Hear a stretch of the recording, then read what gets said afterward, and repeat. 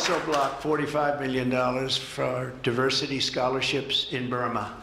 45, that's a lot of money for diversity scholarships in Burma. You can imagine where that money went.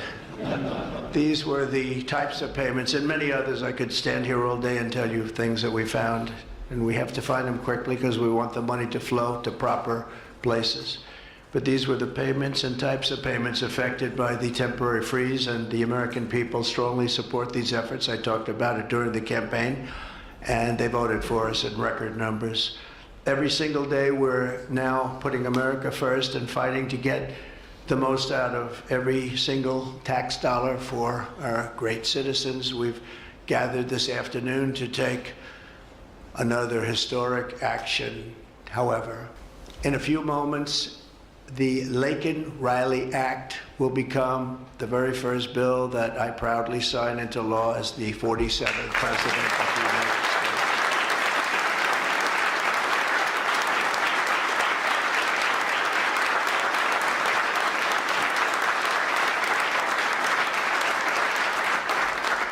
Laken was a brilliant and beautiful 22-year-old nursing student from Georgia, the best in her class. She was always the best. They would say, Laken, how do you do this? And what do you do? They were always asking her questions. She was respected by everybody, even her teachers. They respected her so much. From the time she was in first grade, Laken knew she wanted to spend her time caring for others. That's what she did. To her friends and classmates, she was a light of warmth and kindness in every single room. To her parents and family, she was everything in the world. They've had a miserable period of time. Just after 9 a.m. last February 22nd, Laken went out for a jog on the campus of the University of Georgia, but she was just never returned. She never came back, did she, huh? Parents are here, sister, all of her relatives. While on her run, Laken was attacked, viciously assaulted, beaten, brutalized, and murdered by an illegal alien gang member who was set loose into our country by the last administration. We are deeply honored to be joined today by Laken's parents, Allison and John, and her sister, Lauren. Thank you very much. Thank you.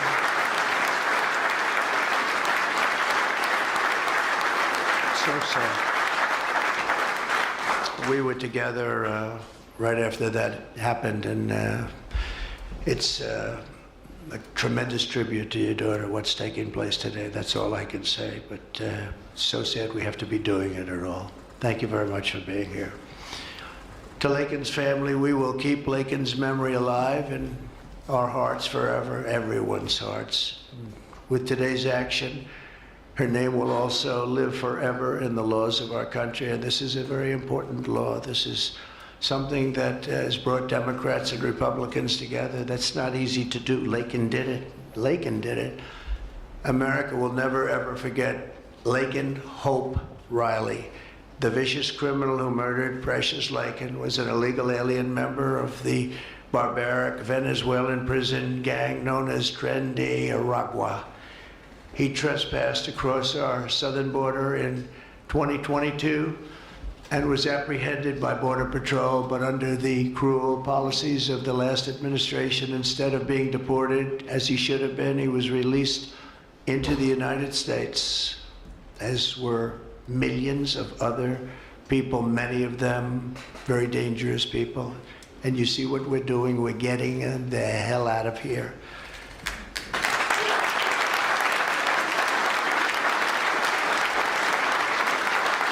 He was soon arrested again in New York City on charges of endangering a child, but because of New York City's deadly sanctuary policies, as we have in California and many other places, which we're going to end them, he was released again to reoffend. The Biden administration then provided this illegal alien criminal with a free, taxpayer-funded flight from New York to Georgia, where he was arrested yet again, constantly, this time for stealing from a Walmart along with his gang member brother, who was a bad one.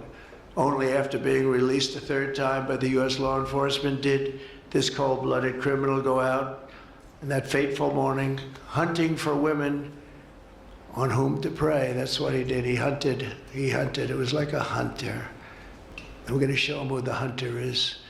This horrific atrocity should never have been allowed to happen. And as president, I'm fighting every single day to ensure that such a tragedy never happens again. We don't want this to happen.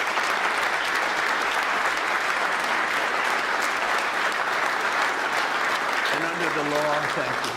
Under the law I'm signing today, the Department of Homeland Security will be required to detain all illegal aliens who have been arrested for theft, burglary, larceny, shoplifting, assaulting a police officer, murder, or any crime that results in death or serious injury. In addition, for the first time ever, this act gives state governments the ability to sue the federal government for immediate injunctive relief if any future administration ever again refuses to enforce the immigration laws of the United States, like happened for 4 long years.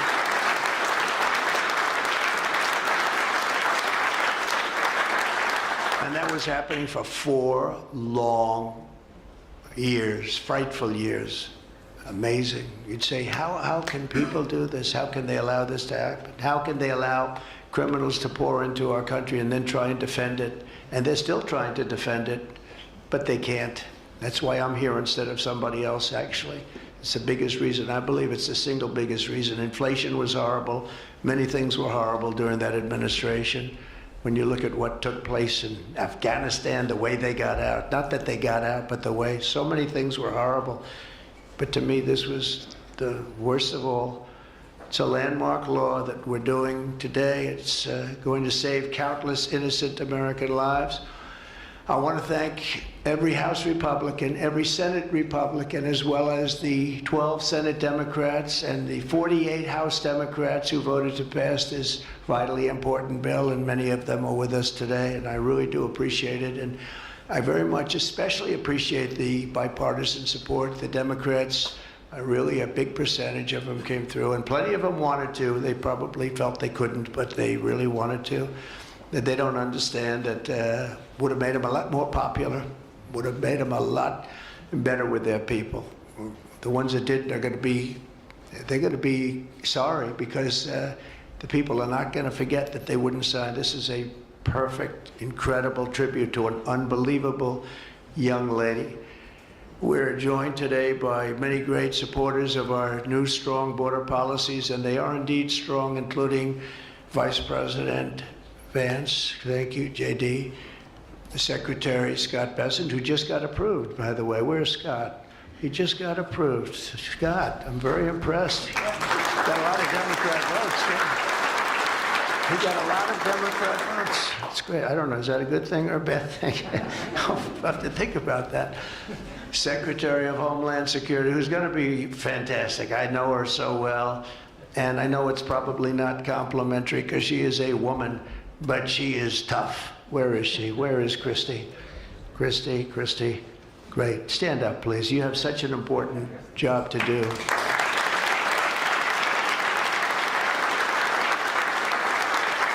Really great. Thank you very much. And don't let that look fool you. That look is, she's tough, and she cannot stand that she's having to sit here and even listen to this today. Another one who's done a job like nobody that I've seen in a long time, Tom Homan. He's my friend, but he is something special. He is something special. Yeah. And Tom and Christy, the numbers are unbelievable. What's happened? It's like just shut down. Nobody thought that was even possible. It's just shut down. They showed an area that a year ago had thousands and thousands of people rushing into our country. And today there was nobody there. It was like a beautiful sight. And also Senate Majority Whip John Barrasso. Great guy. Thank you, John. And I also want to thank the bill sponsors, Senator Katie Britt. Katie, thank you, Katie. And Congressman Mike Collins. And Mike, you were fantastic from Georgia. He took this. He loves his state, and he took this very personally. So it's thank you very much, Mike. As well as Senate Judiciary Committee Chairman Chuck Grassley Chuck is here someplace. Chuck, thank you very much. You look great. And House Judiciary Committee Chairman Jim Jordan, who's a special guy, special man. And House Homeland Security Committee Chairman Mark Green. Thank you very much. Thank you, Mark. And we have many other congressmen and senators, but I'm not going to introduce because this is about your daughter. This is about something that's so important, and we're going to just go along. Thank you also. We have to say Burt Jones is in the room, and Burt is your lieutenant governor, and he was on this like you wouldn't believe. Thank you very much. I see you sitting there. Thank you very much. So we have state, local officials, we have law enforcement organizations, we have everybody. Most of them are in the room or represented in the room, and they're incredible people, and I've never seen them come together like they have for this. I've done many of these, not of this kind, but different bills, different passages having to do with many different things, from homeland security to inner security to taxes to 50 different items. I've never seen such support as you have today and as your great daughter has today. So I've never seen anything like it. And we have to thank your daughter for that, because she's going to save a lot of lives. She's going to be responsible for saving a lot of lives.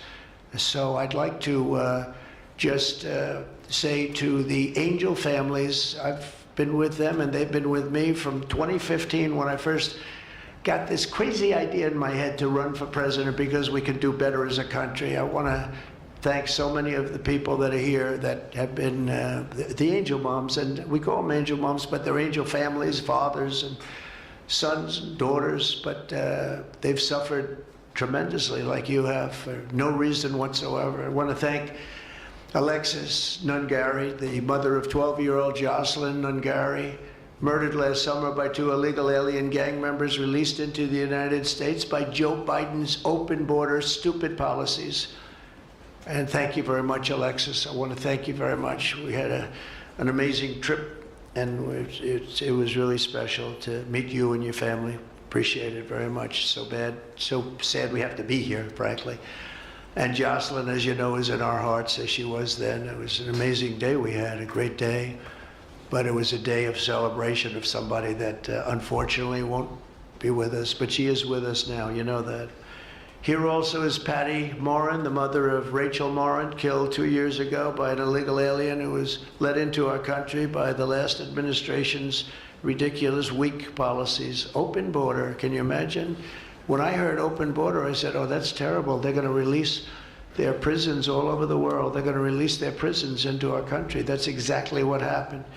Patty is joined by Rachel's brother, Michael, Rachel's daughter, Clementine, and sister-in-law, Shannon. Thank you all for being here. We appreciate it very much. Thank you very much. Thank you. With us as well is the loving family of Kayla Hamilton, a 20-year-old girl murdered in July 2022 by the MS-13 illegal alien gang member who is violent, vicious, and they knew it, and they didn't do anything about it. And I want to thank you to Kayla's mother, Tammy, and her grandmother, Kathy, and her stepfather, Jeremiah, very much. And finally, I want to thank others who have also suffered this horrible scourge that goes on with young people being killed, and other people too, but young people, largely young people being killed. Thank you to Scott Root, the father of Sarah Root, killed at 21 years of age. Think of that, 21 by an illegal alien, shouldn't have been in our country, would have never been in our country if we were here. And what a sad thing. To each of these angel families, we love you and we stand in awe of your courage and your strength. It's the toughest thing anybody has to go through. Many of the angel families here today were betrayed by the last administration, and with this heartless and foolish and really very, very arrogant and very, very dumb policies. Policies that aren't even believable when you talk about common sense. I say we're the party of common sense, but the Democrats also, they have plenty of common sense, and that's why so many are here today and so many supported what we're doing. The very government that was supposed to protect their daughters instead opened our borders and transported the world's most dangerous criminals straight into their communities. They came from prisons and jails and insane asylums and mental institutions from all over the world, not just South America. People think South America. They come from all over the world. They come from every continent. And they came here by plane, and they were loaded onto buses, and they were driven right up to our border, and they drove right through the border, and nobody even said a word to them. And in those buses and those cars and those trucks were some of the meanest criminals anywhere in the world. As of last September, 425,000 illegal alien criminals were roaming free, including 13,099 convicted illegal alien murderers, of which about almost 50% killed more than one person, and they were roaming all over the country in our farms, in our cities. Under the Trump administration, we're moving with urgency and speed to get these vicious and violent criminals the hell out of our country and to restore law and order to our suburbs, our cities, and our towns. And we're going to do it with Tom and with Christy and with all of the people that are working so hard on this. This week, compared to a comparable time a year ago, think of this, the number of illegal border crossers has already fallen by more than 100%. And because the election was coming, they started getting a little bit tougher on the border. They tried to follow our policies, and they did much better, but it still was horrible. The numbers were still horrible, so that's 100% over those. They only did it because of the election, so they knew what they were doing was wrong. And those who do cross the border, and you're seeing that every time, all you have to do is turn on your television set or pick up a newspaper, or read any form of new media, because we have a lot of new media today, fortunately, that's letting the word get out. But they're watching these people be captured and removed from our country. ICE arrests have risen by 15 times in just a short period. And over the past 8 days, the heroes of ICE and Border Patrol, we can never forget Border Patrol. Those people, I've gotten to know so many of them. Our border czar, as you remember, never went to the border and never made a phone call. She was the border czar. She never made one phone call. They went to the heads of border. They went to the heads of ICE. Did you ever get a call? No. And she admitted she never made one call, but she was the border czar. And that's exactly what our border was all about. The heroes of ICE have arrested thousands and thousands of illegal alien criminals, including hundreds of gang members, traffickers, child predators, terrorists, and murderers. For the first time in history, we're loading dangerous and illegal aliens into military aircraft and flying them back to the places from which they came. You probably read about Colombia 2 days ago. They said, no, we're not taking them. I said, we're going to take them. You're going to take them. You're going to like it, too. You're going to take them.